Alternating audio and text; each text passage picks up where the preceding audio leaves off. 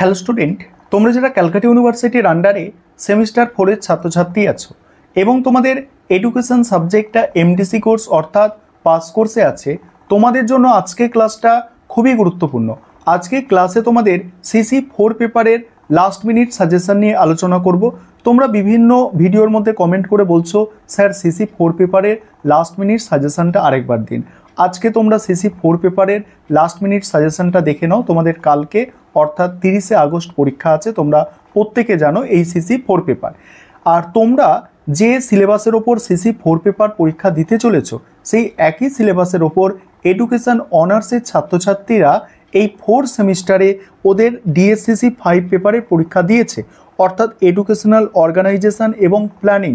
এই পেপারটায় অনার্সের ছাত্রছাত্রীরা অলরেডি ডিএসসিসি 5 পেপারে পরীক্ষা দিয়েছে এবং তোমরাও এই সিলেবাসের ওপর পরীক্ষা দিতে চলেছো। তাই তোমাদের জন্য কোন প্রশ্নগুলো অধিক গুরুত্বপূর্ণ সেগুলো নিয়ে আজকে আলোচনা করব এবং তোমাদের প্রথমে আমি অনার্সের প্রশ্নপত্রটা দেখাবো, তারপর তোমাদের জন্য মোস্ট ইম্পর্টেন্ট যেগুলো হতে পারে সেই প্রশ্নগুলো নিয়ে আলোচনা করব। আর তোমরা যারা ইংলিশ ভার্সনের স্টুডেন্ট আছো, তোমরাও আজকে ক্লাসটা দেখো, কারণ সাজেশনটা বাংলার পাশাপাশি ইংরাজি ভাষাতেও থাকছে, যাতে তোমাদের কোনো সমস্যা না হয়। চলো সম্পূর্ণ সাজেশনটা দেখে নাও। লাস্ট মিনিট সাজেশনটা আমি স্ক্রিন রেকর্ডের মাধ্যমে আলোচনা করছি। প্রথমে তোমরা অনার্সের কোয়েশ্চেন পেপারটা দেখে নাও। এডুকেশন অর্গানাইজেশন অ্যান্ড প্ল্যানিং যে পেপারটা তোমরা সিসি 4 পেপার হিসাবে পরীক্ষা দিতে চলেছ, অনার্সের ছাত্রছাত্রীরা অলরেডি ডিএসসিসি 5 পেপার হিসাবে পরীক্ষা দিয়েছে। অনার্সের কী কী প্রশ্ন এলো এই পেপারের ওপরে দেখো। 10 নম্বরের প্রশ্ন, সংগঠন বলতে কী বোঝো? সংগঠনের বৈশিষ্ট্য চলে এসেছে। প্রাতিষ্ঠানিক প্লান্টের উপাদানগুলির ওপর একটি বিস্তারিত বর্ণনা দাও এসেছে। প্রাতিষ্ঠানিক চিকিৎসা পরিষেবা কি, এই পরিষেবার বৈশিষ্ট্য আলোচনা করো চলে এসেছে। এবং শিক্ষা পরিকল্পনার সংজ্ঞা এবং শিক্ষা পরিকল্পনার উদ্দেশ্য এটাও এসেছে। তারপর 5 নম্বরে যেগুলো এসেছে দেখো, সংগঠনের প্রকৃতি সংক্ষেপে আলোচনা করো।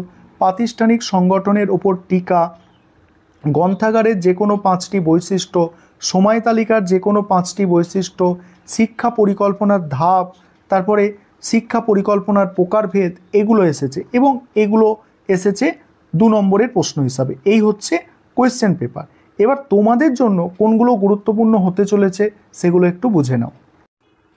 এবারে তোমাদের জন্য কোনগুলো গুরুত্বপূর্ণ হতে চলেছে দেখো।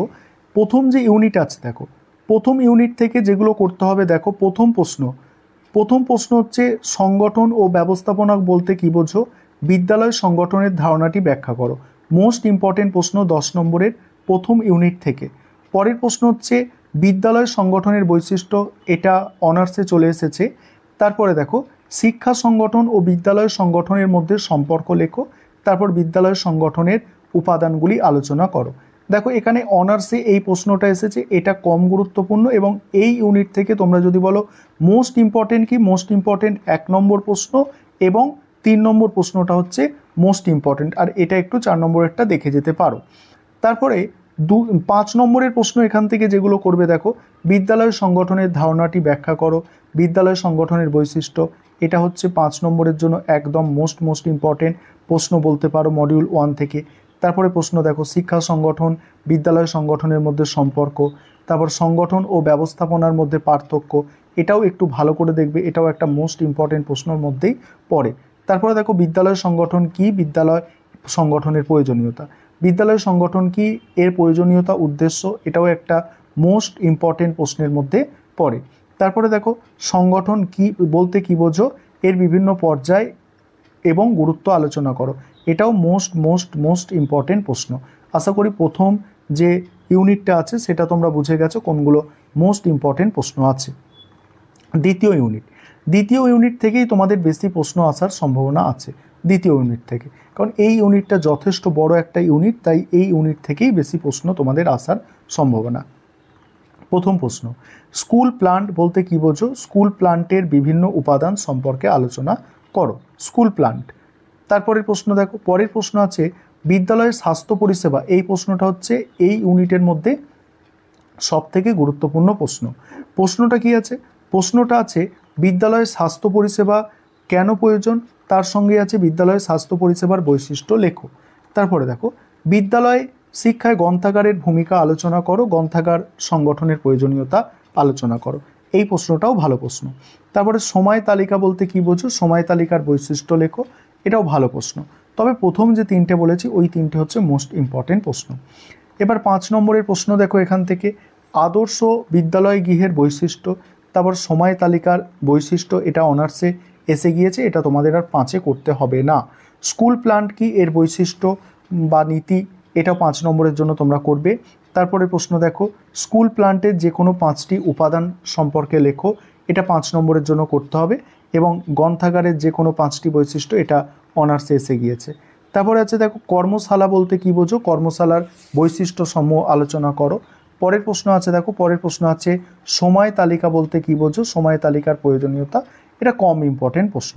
তারপর দেখো এবার 3 নম্বর ইউনিট, 3 নম্বর ইউনিট থেকে কি করবে কি করবে না একটু দেখে নাও। 3 নম্বর ইউনিট থেকে 10 নম্বরের প্রশ্ন, প্রথম প্রশ্ন, শিক্ষা পরিকল্পনা বলতে কি বোঝো, শিক্ষা পরিকল্পনার বিভিন্ন স্তরগুলি বা ধাপগুলি আলোচনা করো। তারপরে আছে শিক্ষা ব্যবস্থাপনার অর্থ ব্যাখ্যা করো, তার সঙ্গে আছে স্বৈরাচারী ও গণতান্ত্রিক ব্যবস্থাপনার মধ্যে তুলনা করো।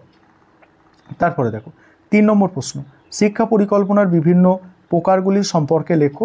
পরের প্রশ্ন আছে দেখো, শিক্ষা ব্যবস্থাপনার উদ্দেশ্যগুলি লেখো, যে কোনো 3 প্রকার শিক্ষা ব্যবস্থাপনা সম্পর্কে লেখো, 3 প্রকার শিক্ষা ব্যবস্থাপনা সম্পর্কে লেখো।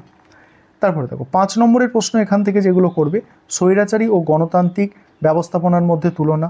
তারপরে আছে স্বল্পমেয়াদী ও দীর্ঘমেয়াদী পরিকল্পনা বলতে কী বোঝো। নেক্সট আছে দেখো, শিক্ষা ব্যবস্থাপনার তাৎপর্যগুলি লেখো। পরের প্রশ্ন, শিক্ষা পরিকল্পনার উদ্দেশ্যগুলি বিবৃত করো।